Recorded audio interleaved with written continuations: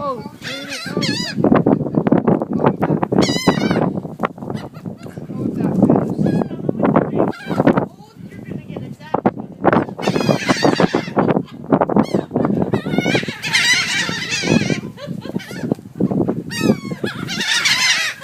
God forbid any of it bounces down and hits our head.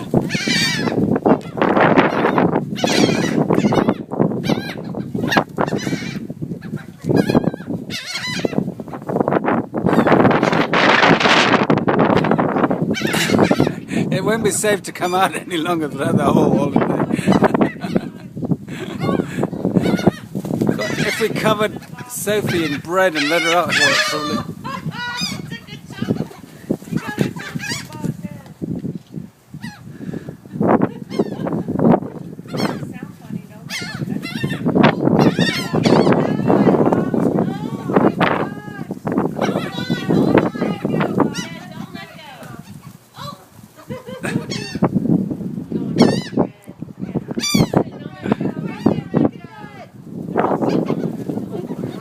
Day 2, day 1 even.